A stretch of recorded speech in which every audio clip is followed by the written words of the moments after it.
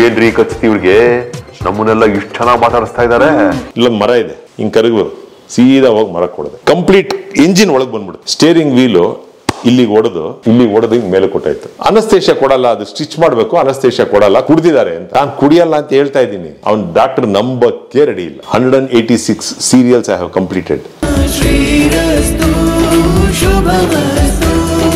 ಇದು ನಮ್ಮ ದೇವರ ಮನೆ. ಪ್ಯೂರ್ ಟೀಕ್ ಅಲ್ಲಿ ಮಾಡಿರೋದು. ಹೌದು ಸರ್, ಶಂಕರಾಚಾರ್ಯರು. ಒಂದು ಅರ್ಧ ಮುಕ್ಕಾಲು ಗಂಟೆ ಬೆಳಿಗ್ಗೆ ಹೊತ್ತು ಎದ್ದು ಹೊರಡಕ್ ಮುಂಚೆ ದೇವ್ರ ಮನೇಲಿ ಕೂತು ಒಂದಷ್ಟು ಧ್ಯಾನ ಗಿನ ಮಾಡಿ ಹೊರಡುವ ಒಂದು ಅಭ್ಯಾಸ ಇಟ್ಕೊಂಡಿದ್ದೀನಿ. ನನ್ನ ವೈಫು ಪೂಜೆ ಗೀಜೆ ಎಲ್ಲ ತುಂಬಾ ಮಾಡ್ತಾರೆ. ಸೊ ಹಾಗಾಗಿ ಇದು ನಮ್ಮ ಮನೆಯ ಕಿಚನ್. ನೀವು ಟೀ ಕುಡಿತೀರಲ್ಲ, ನಾನೇ ಟೀ ಮಾಡ್ತೀನಿ. ಹೌದು ಸರ್. ನಾನು ನೀವು ಬರ್ಲಿ ಕೇಳ್ಬಿಟ್ಟೆ ಟೀ ಮಾಡೋಣ ಅಂತ. ಟೀ ಮಾಡ್ತಾ ಮಾಡ್ತಾ ಮಾತಾಡ್ಬೋದಾ? ಸೊ ಈ ಮನೆಯಲ್ಲಿ ಎಲ್ಲೂ ಬಾಡಿಗೆ ಕೊಟ್ಟಿಲ್ಲ? ಇಲ್ಲ, ಬಾಡಿಗೆ ಕೊಟ್ಟಿಲ್ಲ ಸರ್. ಬಾಡಿಗೆ ಬರುತ್ತೆ ಅಂತ ಯೋಚನೆ ಮಾಡ್ತಾರೆ ಎಲ್ಲರೂ. ಬಾಡಿಗೆ ಕೊಡೋದು ಬೇಡ ಅಂತ ನಾವು 2 ಡೂಪ್ಲೆಕ್ಸ್ ಮಾಡಿ ಇಟ್ಕೊಂಡಿದೀವಿ, ನಾವೇ ಇಟ್ಕೊಂಡಿದೀವಿ. ಸೊ ಇಲ್ಲಿ 2 ಡ್ಯೂಪ್ಲೆಕ್ಸ್ ಮನೆ ಪ್ಲಸ್ ಒಂದು ಸ್ಟುಡಿಯೋ ಪ್ಲಸ್ ಕೆಳಗಡೆ ಒಂದು ಆಫೀಸ್ ಎಲ್ಲ ಇದೆ. ಎಸ್. ಓಕೆ. ಸೊ ಇದು ನಿಮ್ಮ ಮನೆ ಇದೊಂದು ಫ್ಲೋರ್, ಕೆಳಗಡೆ ಇನ್ನೊಂದು ಫ್ಲೋರ್ ಇದೆ. ಕೆಳಗಡೆ ತೋರಿಸ್ತೀನಿ. ಅಲ್ಲಿ ಕೆಳಗಡೆ ನಾನು ಕೂತು, ನಾನು ನಮ್ಮ ಮನೆಯವರು ಕೂತು ಒಂದು ಸಿನಿಮಾ ಗಿನ್ಮಾ ನೋಡ್ಬೇಕು ಮಾಡಬೇಕು ಅಂದ್ರೆ ಅದಕ್ಕೆ ಅಂತ ಒಂದು ಸಣ್ಣ ಹೋಮ್ ಥಿಯೇಟರ್ ಮಾಡ್ಕೊಂಡಿದ್ದೀನಿ. ಅದೇ ಈ ಸ್ವರ್ಗಕ್ಕೆ ಕಿಚ್ಚು ಹಚ್ಚಿದ ಸರ್ವಜ್ಞ ಇದೆಯಲ್ಲ, ನೀವು ನೋಡ್ಬರ್ಬಿಟ್ರ ಅಂತ? ಇಲ್ಲ ಸರ್, ಹಂಗೆಲ್ಲ ಏನಿಲ್ಲ. ಅವ್ರು ಬರ್ದಿದ್ದಕ್ಕೆ ನಾವು ಮಾಡ್ಕೊಂಡಿವಿ ಅಷ್ಟೇ. ನಾನೇನು ವಿಶೇಷವಾಗಿ ಏನು ಮಾಡ್ಕೊಳ್ಳಿಲ್ಲ. ಒಂದು ಏನಂದ್ರೆ ಸರ್, ಈಗ ನಮಗೆ ಒಂದು ಪ್ರೈವೇಸಿ ಅನ್ನೋದು ಬೇಕಲ್ಲ. ಹಾಗಾಗಿ ನಾನು ಆಸೆ ಪಟ್ಟು ನಮ್ಗೆ ಏನೇನು ಬೇಕೋ ಅದನ್ನ ನಾನು ಮಾಡ್ಕೊಂಡೆ ಅಷ್ಟೇ.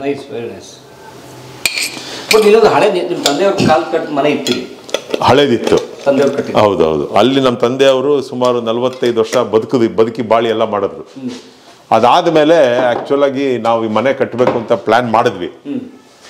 ಅದೇ ಟೈಮು ಕರೆಕ್ಟ್ ಆಗಿ ನಮ್ಮ ತಂದೆಯವರು ಸ್ವಲ್ಪ ಹೆಲ್ತ್ ಅಪ್ಸೆಟ್ ಆಗಿ ಅವರು ಹೋಗ್ಬಿಟ್ರು.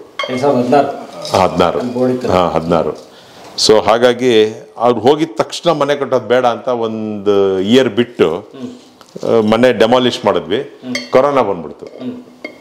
ಕೊರೋನಾ ಬಂದಿದ್ದು ತುಂಬಾ ದೊಡ್ಡ ಎಫೆಕ್ಟ್ ಆಯ್ತು. ಬಟ್ ನಾವು ಕೆಲಸ ನಿಲ್ಲಿಸ್ಲಿಲ್ಲ. ಕೊರೋನಲ್ಲೂ ಕೆಲಸ ಮಾಡ್ತಾ ಇದ್ರು. ಅವರೆಲ್ಲ ಇಲ್ಲೇ ಬಂದು ಇದ್ಬಿಟ್ಟಿದ್ರು ಕೆಲಸ ಮಾಡೋರು. ಇಲ್ಲೇ ಕೆಲಸ ಮಾಡ್ಕೊಂಡಿದ್ರು. ಒಂದಿನ ನಾನು ಇಲ್ಲಿ ಆಲ್ಮೋಸ್ಟ್ ಫೈನಲ್ ಸ್ಟೇಜಸ್ ಪೇಂಟ್ ಹೊಡಿತಾ ಇದ್ರು. ಆ ಪೇಂಟು ಟರ್ಪಂಟೈನು ಎಲ್ಲ ಡಬ್ಬ ಇಟ್ಟಿದ್ರು ಅಲ್ಲಿ. ನಾನು ಬಂದೆ, ನಿಂತ್ಕೊಂಡೆ ಹಿಂಗೆ. ಅವ್ರ ಪಾಡ್ಗಳು ಕೆಲಸ ಮಾಡ್ತಾ ಇದ್ರು. ನನ್ನ ತಮ್ಮ ಅವ್ರ ವೈಫ್ ಎಲ್ಲ ನಿಂತಿದ್ರು. ನನಗೇನು ವಾಸನೆ ಗೀಸನೆ ಏನೂ ಬರ್ತಾ ಇರಲಿಲ್ಲ. ಆ ಟರ್ಪಂಟೈನ್ ಸ್ಮೆಲ್ ಬರುತ್ತಲ್ಲ, ಏನೂ ಬರಲಿಲ್ಲ. ನನ್ನ ತಮ್ಮಂಗೆ ಹೇಳಿದೆ, ಯಾಕೋ ಸ್ಮೆಲ್ಲೇ ಬರ್ತಾ ಇಲ್ಲ ಅಂತ. ಫಸ್ಟ್ ಡಾಕ್ಟರ್ ಹತ್ರ ಹೋಗು ಅಂತ. ಅವನು ಡಾಕ್ಟರ್ ಹತ್ರ ಹೋಗಿ ಚೆಕ್ ಮಾಡಿದ್ರೆ ಪಾಸಿಟಿವ್ ನನಗೆ. ನನ್ನ ವೈಫ್ಗೂ ಪಾಸಿಟಿವ್. ನನ್ನ ವೈಫ್ ಅಂತೂ ಸ್ವಲ್ಪ ಸಿವಿಯರ್ ಆಗಿ ಅಟ್ಯಾಕ್ ಆಯ್ತು.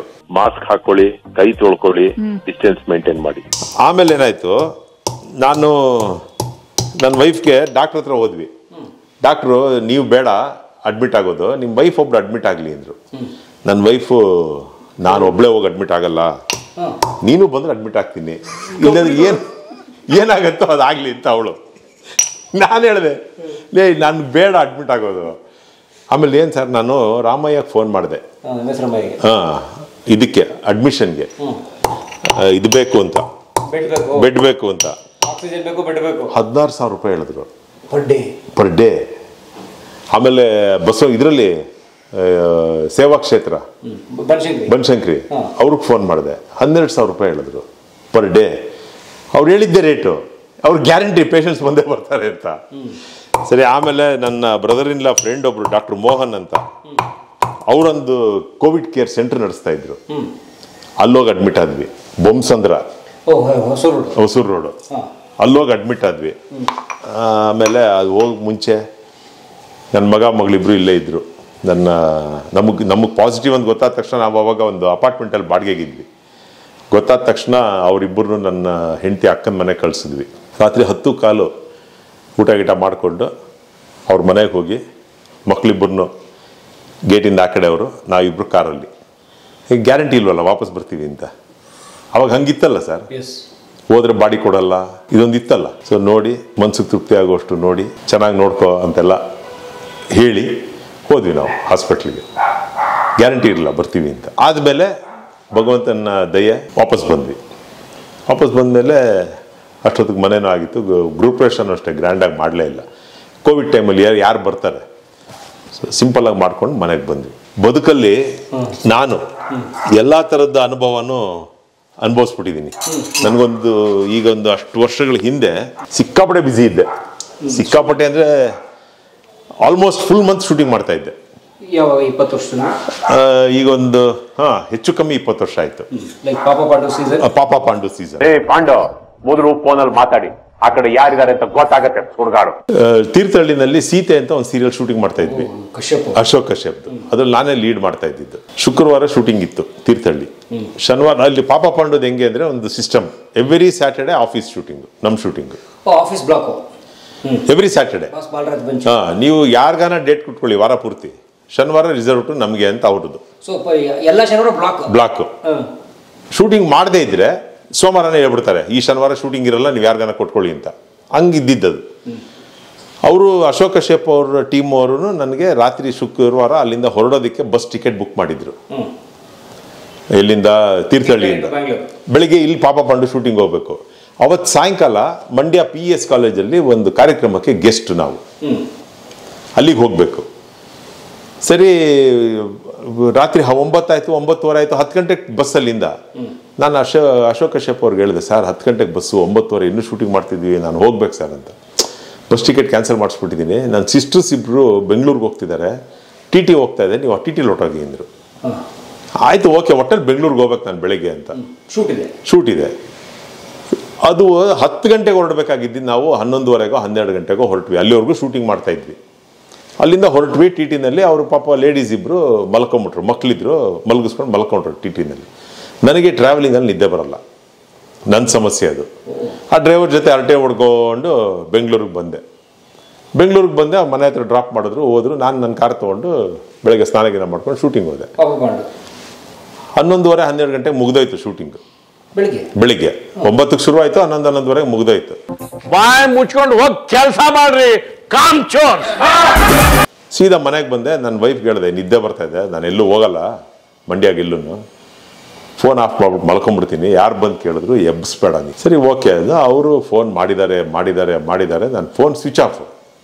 ಸೀದಾ ಮನೆಗೆ ಬಂದ್ಬಿಟ್ರು ಅವರೆಲ್ಲರೂ, ಸರ್ ನೀವು ಬರಲೇಬೇಕು, ದಯವಿಟ್ಟು ಬನ್ನಿ ಅಂತ. ಸರಿ ಆಯಿತು, ಅದೇ ನಾನು ಕಾರ್ಗೆ ಡ್ರೈವ್ ಮಾಡಲ್ಲ, ನಿಮ್ಮ ಜೊತೆ ಬರ್ತೀನಿ ಅಂತ.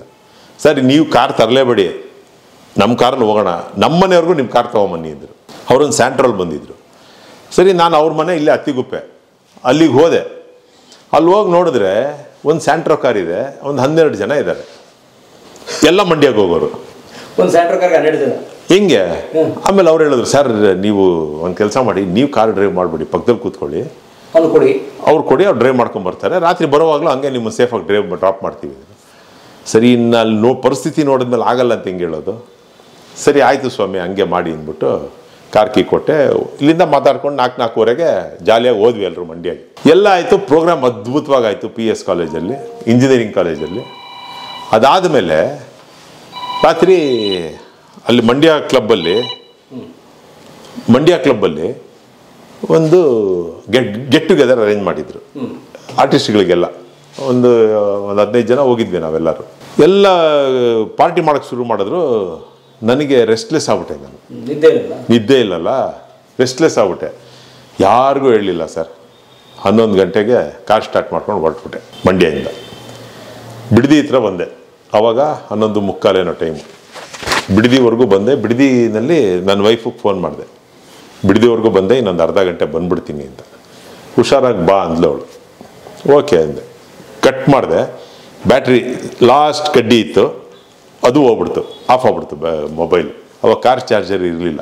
ಬಿಡದಿ ಬಂದೆ, ಬಿಡದಿ ದಾಟಬೇಕು, ನಿದ್ದೆ ಎಳೆದ್ಬಿಡ್ತು.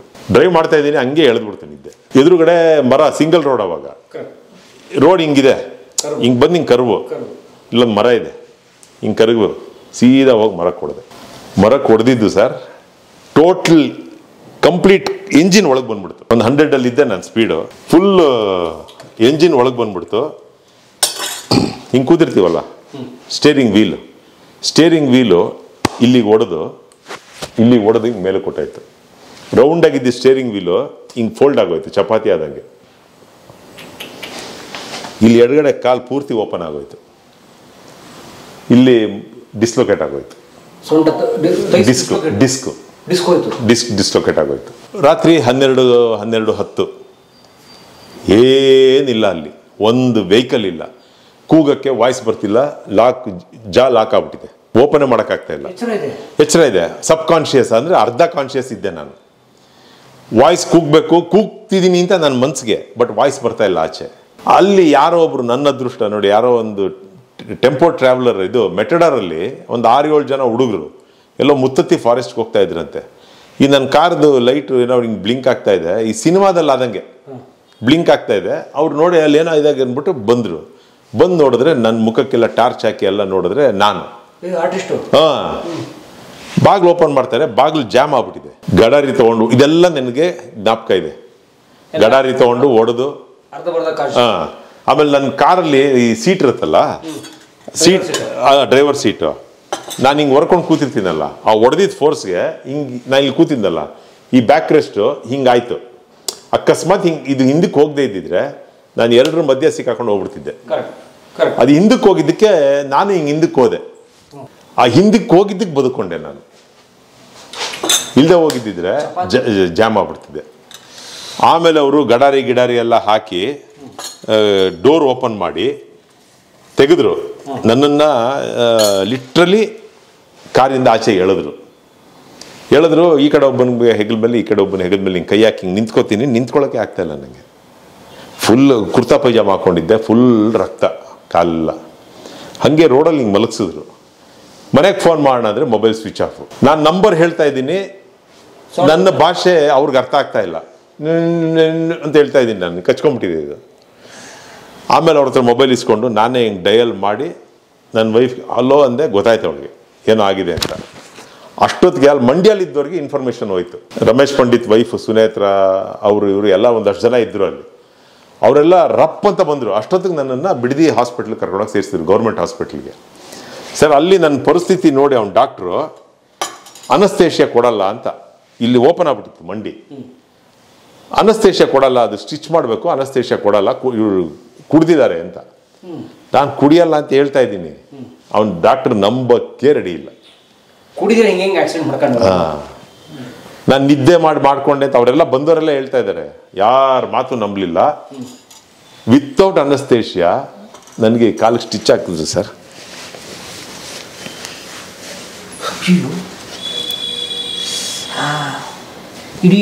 ಇಷ್ಟದ ಪೂರ್ತಿ 21 ಸ್ಟಿಚ್. ಎಚ್ಚರ ಇದೆ, ಹೊಡ್ಕೋತಾ ಇದ್ದೀನಿ ನಾನು ಸರ್. ಅದು ಹೆಂಗೋ ಅವನು ಹೊಲ್ದಿದ್ದು ಹೆಂಗೆ ಶಬ್ದ ಕೇಳಿಸ್ತಾ ಇತ್ತು ಅಂದರೆ, ಬಟ್ಟೆ ಸೂಜಿ ತುರುಕ್ಬಿಟ್ಟು ಹಿಂಗೆ ಹೇಳಿದ್ರೆ ಒಂಥರ ಸೌಂಡ್ ಬರುತ್ತೆ ಗೊತ್ತಾ, ಆ ಸೌಂಡ್ ನನಗೆ ಕೇಳಿಸ್ತಾ ಇತ್ತು. ಹಾಗೆ ಹೊಲ್ದ ಅವನು. ಸರಿ, ಬೇರೆ ದಾರಿ ಇಲ್ವಲ್ಲ. ಆದಮೇಲೆ ಆ್ಯಂಬುಲೆನ್ಸ್ ಮಾಡಿ, ಅಷ್ಟೊತ್ತಿಗೆ ನನ್ನ ವೈಫ್ ಅಣ್ಣಂಗೆಲ್ಲ ಫೋನ್ ಮಾಡಿ ಹೇಳಿ, ಅವ್ರು ಪೊಲೀಸ್ ಡಿಪಾರ್ಟ್ಮೆಂಟ್, ಬಿಡದಿ ಪೊಲೀಸ್ಗೆ ಹೇಳಿ ಆ್ಯಂಬುಲೆನ್ಸ್ ಅರೇಂಜ್ ಮಾಡಿ ನನ್ನ ಕರ್ಕೊಂಬಂದು ಮಲ್ಲಿಗೆ ಮೆಡಿಕಲ್ ಸೆಂಟ್ರಿಗೆ ಅಡ್ಮಿಟ್ ಮಾಡಿದ್ರು. ಸೀದಾ ನನ್ನ ICUಗೆ ಕರ್ಕೊಂಡೋಗಿ ಹಾಕಿದ್ರು. ಅಲ್ಲಿವರೆಗೂ ಎಚ್ಚರ ಆಯ್ತು ನನಗೆ. ಆಮೇಲೆ ಒಂದು ಇಂಜೆಕ್ಷನ್ ಕೊಟ್ಟರು, ಫೀಲ್ ಆಯ್ತದು. ಅದಾದಮೇಲೆ ನಾನು ಪೂರ್ತಿ ಕಾನ್ಷಿಯಸ್ ಹೊಟ್ಟೋಯ್ತು. ಆಮೇಲೆ ಬೆಳಿಗ್ಗೆ ಯಾವಾಗಲೋ ನೆಕ್ಸ್ಟ್ ಡೇ ಮಲಗಿದ್ದೆ, ಡಾಕ್ಟ್ರು ಬಂದರು, ಹೆಬ್ಬೆಟ್ಟಿಗೆ ಹಿಂಗೆ ಹೊಡೆದ್ರು, ಈ ಎಡಗಾಲ್ ಹೆಬ್ಬೆಟ್ಟಿಗೆ ಹಿಂಗೆ ಹೊಡೆದ್ರು. ಅವಾಗ ಎಚ್ಚರ ಆಯಿತು. ಅವರು ಡಾಕ್ಟ್ರು, ಏನ್ರಿ ನೀವು ಆ್ಯಕ್ಟಿಂಗ್ ಮಾಡ್ಕೊಳ್ಳೋದು ಬಿಟ್ಬಿಟ್ಟು ಆಕ್ಸಿಡೆಂಟ್ ಮಾಡ್ಕೊಂಡಿದ್ದೀರಾ ಅಂದರು. ಈಗ ಅದನ್ನ ಹೇಳೋಕ್ಕೆ ಭಾಳ ಖುಷಿ ಅನಿಸುತ್ತೆ, ಬಟ್ ನೋವು, ಅಯ್ಯೋ ಚಿತ್ರಹಿಂಸೆ, ದುರಂತ ಹಣೆ ಬರ ಅನ್ನೋದು. ಆಮೇಲೆ ನನ್ನನ್ನು ICU ಕರ್ಕೊಂಡೋದ್ರು ಇದನ್ನು ಸರಿ ಮಾಡೋಕ್ಕೆ. ICU ಕರ್ಕೊಂಡೋಗಿ ಇಲ್ಲಿ ಹಿಂದ್ಗಡೆಗೆ ಒಂದು ಅನಸ್ತೇಷಿಯಾ ಕೊಟ್ಟು ನನ್ನ OT ಟೇಬಲ್ ಮೇಲೆ ಮಲಗಿಸಿ, ನನಗೆ ಮಲಗಿದ್ದೆ, ಎಡಗಾಲು ಇಟ್ಕೊಂಡು ಡಾಕ್ಟ್ರು ಮಾತಾಡ್ತಾ ಹಿಂಗೆ ಅಲ್ಲಾಡಿಸಿ, ಕಾಲು ಅಲ್ಲಾಡಿಸಿ ಹಿಂಗೆ ಹೇಳ್ದು ಹಿಂಗೆ ಬಿಟ್ಟರು. ಕ್ಲಕ್ ಅಂತ ಲಾಕ್ ಆಯ್ತು, ತಿರ್ಗಾ ಹೋಗಿ ಬಂದ್ಬಿಟ್ಟಿತ್ತಲ್ಲ ಆಚೆ. ಹಿಂಗೆ ಇದು ಮನುಷ್ಯನ ಇದ್ರಲ್ಲಿ ಹಿಂಗಿರುತ್ತೆ 2 ಕಪ್ಪು, ಇಲ್ಲಿ 2 ಕಪ್ಪು, ಇದು ಕಾಲು, ಇದು ಹಿಂಗೆ ತಿರುಗ್ತಾ ಇರುತ್ತೆ ಕಾಲು, ಇದು ಹಿಂಗೆ ಆಚೆ ಬಂದ್ಬಿಟ್ಟಿತ್ತು. ಇದನ್ನ ಹೇಳೋದು ಹಿಂಗೆ ತಿರ್ಗಾ ಹಿಂಗೆ ಕೂಡ್ಸೋದು. ಕೂಡ್ಸಿದ್ರು. ಆಮೇಲೆ ಈ ಕಾಲ್ಗೆ 10 kg ಮೂಟೆ, ಮಣ್ಣಿನ ಮೂಟೆ ಹಾಕ್ಬಿಟ್ಟು 3 ತಿಂಗಳು ಬೆಡ್ ರೆಸ್ಟ್ ಅಂದರು. ನಾನು ಸರ್ ನಾಳೆ ಶೂಟಿಂಗ್ ಹೋಗ್ಬೇಕು ಸರ್, ನಾನು ಹೇಳಕ್ಕೆ ಆಗಲ್ಲ, ನೀವು ಹೇಳಂಗಿಲ್ಲ, ಮಲ್ಗೆ ಇರಬೇಕು ಅಂತ ಅವ್ರು ಹೇಳಿ. ಆಮೇಲೆ 90 days I was on bed. ಅಯ್ಯೋ, ಕಲಾವಿದರಿಗೆ ಎಂತ ದೊಡ್ಡ 90 ದಿವಸ ಹಾಸಿಗೆನಲ್ಲಿ ಇದ್ದೆ ನಾನು. ಆಮೇಲೆ ಫಿಸಿಯೋಥೆರಪಿ ಶುರು. ನನ್ನ ಕಾಲು ಮರ ಆದಂಗೆ ಆಗ್ಬಿಟ್ಟಿತ್ತು, ಮೂಮೆಂಟ್ ಇರಲಿಲ್ವಲ್ಲ. 3 ತಿಂಗಳು ಹಿಂಗೆ ಇಟ್ಕೊಂಡಿದ್ದು, ಬೆಂಡ್ ಆಗ್ತಾ ಇರಲಿಲ್ಲ. ಫಿಸಿಯೋಥೆರಪಿಯಿಂದ ಬಂದ ಮನೆಗೆ. ಸರ್ ನಾನು ಹಿಂಗೆ ಮಲಗಿದ್ನಲ್ಲ, ಹಿಂಗೆ ಉಲ್ಟಾ ಮಲಗಿಸ್ಬಿಟ್ಟು ಕಾಲು ಹಿಂಗೆ ಬೆಂಡ್ ಮಾಡ್ದ. ಆ ಬಾಧೆ ಯಾರಿಗೂ ಬೇಡ ಸರ್, ಆ ನೋವು ಯಾರೇ ಆಗಿರಲಿ. ಅದು ಗಾಡಿ ಓಡಿಸ್ಬೇಕಾದ್ರೆ ಭಾಳ ಹುಷಾರಾಗಿ ಓಡಿಸ್ಬೇಕು. ಆಕ್ಸಿಡೆಂಟ್ ಮಾಡ್ಕೊಂಬಿಟ್ರೆ ಭಾಳ ದೊಡ್ಡ ಬಾಧೆ ಸರ್ ಅದು. ಸೊ ಹಾಗಾಗಿ ಅದೊಂದು ಭಾಳ ದೊಡ್ಡ ಕೊಡ್ತಾ ನನ್ನ ಜೀವನದಲ್ಲಿ. ಸಿ.ಕೈ ಚಂದ್ರು ಬಂದು ನನಗೊಂದು ಮಾತು ಹೇಳಿದ್ರು, ಏನು ಯೋಚನೆ ಮಾಡಬೇಡ, ನೀನು ಯಾವಾಗಾದರೂ ವಾಪಸ್ ಬಾ, ನನ್ನ ಕಂಪ್ನಿಲಿ ನಿನ್ಗೆ ಯಾವಾಗಲೂ ಕೆಲಸ ಇರುತ್ತೆ ಅಂತ. ಆಮೇಲೆ ಅವತ್ತು ನಾನು ಹಾಸ್ಪಿಟ್ಲಲ್ಲಿ ಇದ್ದಾಗ ನನಗೆ ಅವರು ಸಹಾಯ ಕೂಡ ಮಾಡಿದ್ರು. ನಾನು ಅವತ್ತು ಡಿಸೈಡ್ ಮಾಡಿದೆ, ಕಮ್ ವಾಟ್ ಮೇ, ಏನಾರು ಬರಲಿ, ಚಂದ್ರು ಎಲ್ಲಾನ ಕರೀಲಿ, ನನ್ನ ಯಾವುದಕ್ಕಾನ ಕರೀಲಿ, ನೀನು ಯಾತಿಗೆ ಕರೆದೆ, ನಾನು ಏನು ಮಾಡಬೇಕು ಅಂತ ಹೇಳಿದೆ. ಅವ್ರು ಕರೆದ ಜಾಗಕ್ಕೆ ಹೋಗಿ ನಾನು ಆ್ಯಕ್ಟ್ ಮಾಡಿ ಬರಬೇಕು ಅಂತ ಡಿಸೈಡ್ ಮಾಡಿಬಿಟ್ಟೆ. ಎಷ್ಟು ಕೊಡ್ತೀಯಾ, ಏನು ಕೊಡ್ತೀಯಾ? ಏನು, ನಥಿಂಗ್, ಕರಿ, ನಾನು ಇದ್ದೀನಿ ಅಷ್ಟೇ. ಸೊ ಇದು ಒಂದು ಬದುಕಿನ ಪಾಠ, ದೊಡ್ಡ ಅನುಭವ. ನಿದ್ದೆಗೆಟ್ಟು ಕೆಲಸ ಮಾಡ್ಬೋದು, ನಿದ್ದೆ ಬಂದಾಗ ಡ್ರೈವ್ ಮಾಡಬಾರ್ದು. ಅದೊಂದು ಬದುಕಲ್ಲಿ ನಾನು ಒಂದು 10 ನಿಮಿಷ ನಿಲ್ಲಿಸ್ಬಿಡ್ಬೇಕು. ಆ ಟೈಮಲ್ಲಿ ಕಾರ್ ನಿಲ್ಲಿಸ್ಬಿಟ್ಟು ಒಂದು 10 ನಿಮಿಷ ಇಳಿದು ಮುಖ ತೊಳ್ಕೊಬೇಕು, ಅಥವಾ ಒಂದು 10 ನಿಮಿಷ ಹಂಗೆ ಸೀಟ್ ಹಿಂದಕ್ಕೆ ಮಾಡಿಕೊಂಡು ರಿಲ್ಯಾಕ್ಸ್ ಮಾಡ್ಕೊಂಬಿಟ್ರೆ everything will be fine. Time pass ಆಗ್ಬಿಡುತ್ತೆ. ಇಲ್ಲದೆ ಹೋದರೆ ಹಿಂಗೆ. ಅಲ್ಲ ಸರ್, ಹೇಳೋದು ದೇವ್ರ ದಯದಿಂದ ನಿಮ್ಮ ಜೀವಕ್ಕೆ ತೊಂದರೆ ಆಗಿರೋದು, ಜೀವಕ್ಕೆ ತೊಂದರೆ ಆಗಲಿಲ್ಲ. ಆಮೇಲೆ ಯಾವ ದೇಹದ ಯಾವ ಭಾಗನೂ ಊನ ಆಗಲಿಲ್ಲ. ಬಟ್ ನಾನು ಆಕ್ಸಿಡೆಂಟ್ ಆದಾಗ ನಾನು ಯೋಚನೆ ಮಾಡಿದ್ದೆ, ಮತ್ತೆ ನಾನು ಓಡಾಡ್ತೀನ, ಆಗತ್ತಾ ನನ್ನ ಕೈಲಿ ಓಡಾಡೋಕ್ಕೆ ಅಂತ. ಆಗ ಧೈರ್ಯ ತುಂಬಿದವರು, ಧೈರ್ಯ ಕೊಟ್ಟವರು ನನ್ನ ಫ್ಯಾಮಿಲಿ ಮೆಂಬರ್ಸು, ನನ್ನ ಹೆಂಡತಿ ತುಂಬಾ ಸಪೋರ್ಟ್ ಮಾಡಿದ್ರು. ಭಗವಂತನ ದಯೆ, ಎವ್ರಿಥಿಂಗ್ ಈಸ್ ಗೋಯಿಂಗ್ ಗುಡ್. ಈಗಲೂ ಅದಕ್ಕೆ ನಾನು ಈಗ ಸೈಕ್ಲಿಂಗ್ ಮಾಡೋದು, ಕ್ರಿಕೆಟ್ ಆಡೋದು ಇಲ್ಲದೆ ಇದ್ದರೆ ಆಮೇಲೆ ತುಂಬ ಮೆಟ್ಲು ಹತ್ತೋದು ಮಾಡೋದು ಆಗಲ್ಲ, ನೋವು ಬರುತ್ತೆ ಕಾಲು. ಸುಮ್ಮನೆ ಹಂಗೆ ಕ್ರಿಕೆಟ್ ಆಡ್ತಾ ಇರ್ತೀವಲ್ಲ, ಅದೊಂದು ಮೈಂಡ್ ಡೈವರ್ಷನ್ನು ಅದೆಲ್ಲ ಆಗುತ್ತೆ. ಸೊ ಫಿಸಿಕಲ್ ಆಕ್ಟಿವಿಟಿ ಅಷ್ಟೇ. ನಾನು ಹೆಚ್ಚು ಕಮ್ಮಿ ಸರ್ 186 ಸೀರಿಯಲ್ ಆಯ್ತು ನಂದು. 186 serials I have completed. Acting ಎಷ್ಟು ಎಪಿಸೋಡು? ಹೆಚ್ಚು ಕಮ್ಮಿ ಒಂದು 25,000 ಎಪಿಸೋಡ್. ಸೀರೆ ಬಗ್ಗೆ ಇಷ್ಟೆಲ್ಲ ತಿಳ್ಕೊಂಡಿದ್ಯಲ್ಲೋ? So what you mean 25,000 episode ನಾನು ಆ್ಯಕ್ಟ್ ಮಾಡಿರೋದು. ಆಮೇಲೆ 185 ಸೀರಿಯಲ್ ಕಂಪ್ಲೀಟೆಡ್. ಬೆಂಗಳೂರಲ್ಲಿರುವ ಹೆಚ್ಚು ಕಮ್ಮಿ ಎಲ್ಲ ನಿರ್ದೇಶಕರ ಜೊತೆ ಕೆಲಸ ಮಾಡ್ಬಿಟ್ಟಿದ್ದೀನಿ. ಎಲ್ಲ ನಿರ್ದೇಶಕರ ಜೊತೆ ಯಾರ್ಯಾರು ಇವತ್ತು ದಿಗ್ಗಜರು ಅಂತಿದ್ದಾರೆ, ಟಿ.ಎನ್. ಸೀತಾರಾಮ್ ಅವರಿಂದ ಹಿಡಿದು ಎಲ್ಲರ ಜೊತೆನೂ ಕೆಲಸ ಮಾಡಿದ್ದೀನಿ ನಾನು. ಒಳ್ಳೆ ಕಲಾವಿದರಿಗೆ ಒಳ್ಳೆ ಟೀ ಕುಡಿಯೋದು ಸೌಭಾಗ್ಯ. ಸಕ್ಕರೆ ಸಾಕ ನೋಡಿ ಅದಕ್ಕೆ. ಟೀ ಚೆನ್ನಾಗಿ ಮಾಡ್ತಾರಮ್ಮ. ಏನು ಸರ್ ನೀವು ಕಾಂಪ್ಲಿಮೆಂಟ್? ಅಗಸ್ತ್ಯ ಕಾವೇರಿ ಇಬ್ರು ಸೇರ್ಕೊಂಡು ಅನಿಕನ್ ಮದುವೆ ಮಾಡಿ ಮುಗಿಸ್ಬಿಟ್ರು. ನಮ್ಮ ಮಾಸ್ಟರ್ ಬೆಡ್ರೂಮು ಒಳ್ಳೆ ಗಾಳಿ ಬೆಳಕು. ಹೌದು ಸರ್. ಒಳಗಡೆ ಕ್ಲಾಸೆಟ್ಟು, ಟಾಯ್ಲೆಟು ಎಲ್ಲ ಇದೆ. ಸೊ ಬೆಂಗಳೂರಿನ ಒಬ್ಬ ಮಧ್ಯಮ ವರ್ಗದ ಹುಡುಗ ನೀವು ಕಾಲದಲ್ಲಿ. ಈಗಲೂ ಅದೇ. ಈಗೇನು ಚೆನ್ನಾಗಿ ಹೇಳಿದ್ರಿ ನೀವು. ಬನ್ನಿ ಸರ್, ಮನೆ ಏನು ಸರ್ ಎಲ್ಲರೂ ಕಟ್ತಾರೆ. ಮನೆ ಒಳಗೆ ಸ್ವಿಮ್ಮಿಂಗ್ ಪೂಲ್ ಇದೆ? ಇಲ್ಲ ಸರ್, ಅದು ಒಂದು ಸಣ್ಣ ಫೌಂಟೇನ್ ಮಾಡಬೇಕು ಅಂತ ಮಾಡಿದ್ವಿ. ಅದನ್ನ ಕಂಪ್ಲೀಟ್ ಮಾಡಕ್ ಆಗ್ತಾ ಇಲ್ಲ, ಅವ್ನು ಸಿಗ್ತಾ ಇಲ್ಲ ನನಗೆ. ಅದು ಇದಾಕ್ಬೇಕು ಮೇಲೆ ಸ್ಪ್ರಿಂಕ್ಲರ್, ಸಿಗ್ತಾ ಇಲ್ಲ ಅವನು. ಅದಕ್ಕೆ ಇದ್ರಲ್ಲಿ ಮಾಡಿ ಇಲ್ಲೊಂದು ಅಕ್ವೇರಿಯಂ ಮಾಡೋಣ ಅಂತ ಇರೋ ಅಕ್ವೇರಿಯಂ ತೆಗೆದುಬಿಟ್ಟೆ, ಇಲ್ಲೇ ಮೀನ್ ಬಿಡೋಣ ಅಂತ. ಅದಿನ್ನೂ ಕಂಪ್ಲೀಟ್ ಮಾಡಕ್ ಆಗ್ತಾ ಇಲ್ಲ. ಇದು ಇನ್ನೊಂದು ಫ್ಲೋರ್, ಅದೇ ಡೂಪ್ಲೆಕ್ಸ್. ನಾರ್ಮಲ್ ಆಗಿ ಎಲ್ಲ ಡೂಪ್ಲೆಕ್ಸ್ ಎಲ್ಲಾರ ಮನೆಯಲ್ಲೂ ಹತ್ಕೊಂಡು ಹೋಗ್ಬೇಕು, ನಮ್ಮ ಮನೇಲಿ ಇಳ್ಕೊಂಬರ್ಬೇಕು ಅಂತ ಮಾಡಿದ್ದೀವಿ. ಕಾರಣ ಏನು ಅಂದ್ರೆ ಜಾಗ ಉಳಿಸೋದಕ್ಕೋಸ್ಕರ. ಯಾಕೆಂದ್ರೆ ಈ ಫ್ಲೋರಲ್ಲಿ ಈ ಗೋಡೆ ಹಿಂದ್ಗಡೆ ನನ್ನ ಸ್ಟುಡಿಯೋ ಇದೆ. ಸೊ ಈ ಹಾಲು ಅಡುಗೆ ಮನೆ ಎಲ್ಲ ಈ ಫ್ಲೋರಲ್ಲಿ ಬರಲ್ಲ, ಯಾಕಂದ್ರೆ ಜಾಗ ಚಿಕ್ಕದಿದೆ. ಅದಕ್ಕೆ ಏನು ಮಾಡಿದ್ವಿ, ಅದನ್ನೆಲ್ಲ ಮೇಲ್ಗಡೆ ಮಾಡಿ ಇಲ್ಲಿ ಒಂದು ಇದೊಂದು ಹೋಮ್ ಥಿಯೇಟರ್ ಥರ ಮಾಡಿಕೊಂಡು ಇಲ್ಲಿ 2 ರೂಮ್ ಮಾಡಿದ್ದೀವಿ. ಇದು ಒಂದು ನನ್ನ ಮಗನ ರೂಮು, ಮಗನಿಗೆ ಅಂತ ಮಾಡಿರೋ ರೂಮು. ಆ ಪಕ್ಕದಲ್ಲಿ ಇನ್ನೊಂದು ಗೆಸ್ಟ್ ರೂಮ್ ಅಂತ ಮಾಡಿದ್ದೀವಿ. ಯಾರನ್ನ ಈ ನನ್ನ ವೈಫ್ಗೆ US UK ಇಂದೆಲ್ಲ ಸ್ಟೂಡೆಂಟ್ಸ್ ಬರ್ತಾರೆ ವರ್ಷದಲ್ಲಿ 1 ಸಲ 2 ಸಲ. ಅವ್ರು ಬಂದರೆ ಎಲ್ಲೋ ಹೋಟ್ಲಲ್ಲಿ ಯಾಕಿರಬೇಕು, ನಮ್ಮ ಅತಿಥಿಗಳಾಗಿರಲಿ ಅಂತ ರೂಮ್ ಮಾಡಿದ್ದೀವಿ. ಅವ್ರು ಬಂದಾಗ ಅಲ್ಲಿ ಇರ್ತಾರೆ. Very nice. ಓಕೆ. ಸೊ ನೋಡಿ, ಅದಕ್ಕೆ ನೀವೇನು ಮಾಡ್ತೀರಿ, ಈಗ ಉದಾಹರಣೆ ಮೆಟ್ಲು ಹತ್ಕೊಂಡ್ಬಂದ್ರೆ ಅದು ಸೀದಾ ಈ ಮೇಲ್ಗಡೆ ಹೋಗ್ಬಿಡ್ತದೆ, ಮೇಲೆ ಹೋಗುತ್ತೆ. ಸೊ ಈ ಫ್ಲೋರ್ ಮೆಟ್ಲೇ ಇಲ್ಲ, ಮೆಟ್ಲಿಲ್ಲ. ಇಲ್ಲಿಗೆ ಬರಬೇಕು ಅಂದ್ರೆ ನಿಮ್ಮ ಮನೆ ಒಳಗೆ ಬಂದೇ ಬರಬೇಕು. ಎಸ್, ಆಚೆ ಎಲ್ಲೂ ಹೋಗೋಕ್ಕೆ ಜಾಗ ಇಲ್ಲ, ಇಲ್ಲಿಗೆ ಬರಬೇಕು. ನೈಸ್. Very nice. ಅಷ್ಟೇ ನೋಡಿ, ಸಿಂಪಲ್ ಲಾಜಿಕ್. ಜಾಗ ಎಲ್ಲ ಮೇಲೆ ಮಾಡೋದು ಕೆಳಗಡೆ ಅಷ್ಟೇ. ಹೌದು. ಸೊ ಇದು ಗೆಸ್ಟ್ ರೂಮ್ ಒಂದು ಮಾಡಿದ್ದೀವಿ.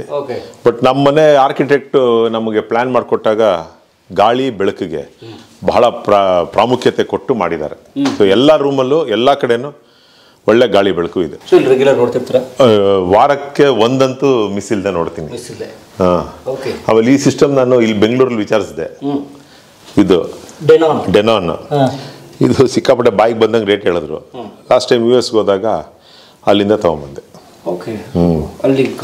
ಅಲ್ಲಿ ಕಮ್ಮಿ ಆಗುತ್ತೆ, ಅದು ತಗೊಂಬಂದೆ.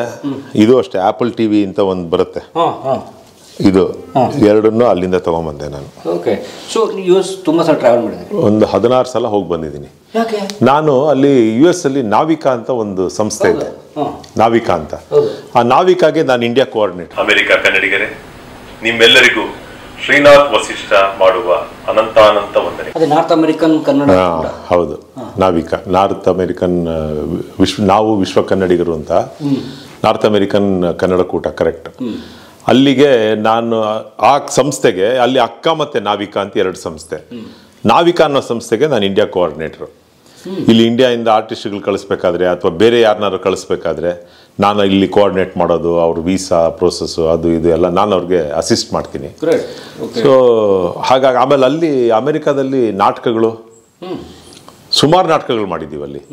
ಫಸ್ಟ್ ಟೈಮ್ ನಾವು ಹೋದಾಗಂತೂ 2009 ಹೆಚ್ಚು ಕಮ್ಮಿ 6 ತಿಂಗಳಿದ್ವಿ. 6 ತಿಂಗಳು US ಅಲ್ಲಿ ಇದ್ವಿ, ಬೇರೆ ಬೇರೆ ಸ್ಟೇಟಲ್ಲಿ. ಶನಿವಾರ ಒಂದು ಸ್ಟೇಟಲ್ಲಿ ನಾಟಕ, ಭಾನುವಾರ ಒಂದು ಸ್ಟೇಟಲ್ಲಿ ನಾಟಕ. ಭಾನುವಾರದಿಂದ ಶುಕ್ರವಾರದವರೆಗೂ ಆ ಸ್ಟೇಟಲ್ಲಿ ಇರೋದು, ಊರು ನೋಡೋದು. ಶುಕ್ರವಾರ ರಾತ್ರಿ ಲಾಸ್ಟ್ ಫ್ಲೈಟ್ ಇಟ್ಕೊಂಡು ನಾಳೆ ಎಲ್ಲಿ ನಾಟಕ ಇರುತ್ತೆ ಅಲ್ಲಿಗೆ ಹೋಗೋದು.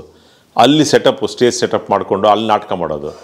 ಅಲ್ಲಿಂದ ನೆಕ್ಸ್ಟ್ ಊರಿಗೆ ಹೋಗೋದು. ಆ ಥರ full almost full US travel ಮಾಡಿದ್ದೀವಿ. ನಾವು ಅವಾಗ ಹೋಗಿದ್ದು ನೀನಾನಾದರೆ ನಾನು ನೀನೇನಾ ಅಂತ, ರಂಗಶಂಕರ್. ಎಸ್, ನಾನು ಅದರಲ್ಲಿ ಆ್ಯಕ್ಟ್ ಮಾಡ್ತಾ ಇದ್ದೆ. 148 ಶೋ ಮಾಡಿದ್ದೀವಿ. ಎಲ್ಲ ಶೋನಲ್ಲೂ ಮಾಡಿದ್ದೀನಿ ನಾನು, 148 ಶೋನಲ್ಲೂ ಮಾಡಿದ್ದೀನಿ ನಾನು ಜಹಾಂಗೀರು, CK ಚಂದ್ರು, ಶ್ರೀನಿವಾಸ್ ಪ್ರಭು, ನಾವೆಲ್ಲ ಮಾಡ್ತಾ ಇದ್ವಿ ಅದರಲ್ಲಿ. ತುಂಬ ಒಳ್ಳೆ ನಾಟಕ, ಆಮೇಲೆ ಒಳ್ಳೆ ಪ್ರೊಡಕ್ಷನ್ ಹೌಸ್ ಕೂಡ ಅದು. ಸೊ ಹಾಗಾಗಿ ನನ್ನ ವೃತ್ತಿ ಜೀವನದ ಜೊತೆಗೆ ನನ್ನ ಹವ್ಯಾಸ ಎಲ್ಲವನ್ನ ಬೆಳೆಸ್ಕೊಂಡು ಬೆಳೀತಾ ಇದ್ದೀನಿ ಸರ್. ಹೌದು, ಈಗಲೂ ಇದ್ದೀನಿ. ಅದೇ ಹೇಳಿದ್ನಲ್ಲ, ನಮ್ಮ ತಂದೆಯವರು ಮಾಡಿರೋ ಶಶಿಕಲಾವಿದರು ಸಂಸ್ಥೆ, ಅದನ್ನು ನಡೆಸ್ಕೊಂಡು ಹೋಗ್ತಾ ಇದ್ದೀನಿ. ನಾನೇ ಒಂದು 2-3 ನಾಟಕ ಬರೆದಿದ್ದೀನಿ. ಆ ನಾಟಕಗಳು ಪ್ರದರ್ಶನಗಳು ಅಥವಾ ಬೇರೆಯವ್ರು ಬರೆದಿರೋ ನಾಟಕಗಳು ಪ್ರದರ್ಶನಗಳು ಎಲ್ಲ ಮಾಡ್ಕೊಂಡು ಹೋಗ್ತಾ. ಸೂಪರ್, ತುಂಬ ಚೆನ್ನಾಗಿದೆ ಮನೆ. ಸರ್ ಅವರ ಮನೆ ನೋಡಿ ಭಾಳ ಸಂತೋಷ ಆಯಿತು. ಮನೆ, ಸ್ಟುಡಿಯೋ, ಡ್ಯಾನ್ಸ್ ಫ್ಲೋರು, ಆಫೀಸ್ ಎಲ್ಲ ನೋಡಿ. ಸೊ ಬನ್ನಿ ಕೂತ್ಕೊಂಡು ಸರ್ ಅವರ ಜರ್ನಿನ ವಿವರವಾಗಿ ಒಂದಷ್ಟು ಮಾತಾಡೋಣ. ಎಸ್ ಸರ್, ಮೇಲೆ ಹೋಗೋಣ. ಬನ್ನಿ ಸರ್. ಕೊಬ್ಬರಿ ಮಿಠಾಯಿ ತಂದಿದ್ದೀನಿ.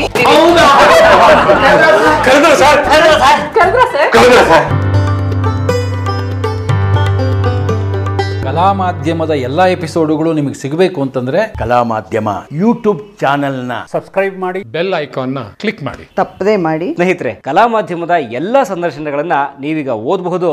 www.kalamadhyama.com ಈ ವೆಬ್ಸೈಟ್ಗೆ ವಿಸಿಟ್ ಮಾಡಿ ಇಂಟರ್ವ್ಯೂಗಳನ್ನು ಓದಿ. ಓದುವ ಸಂಸ್ಕೃತಿ ಹೆಚ್ಚಾಗಲಿ. ಧನ್ಯವಾದ.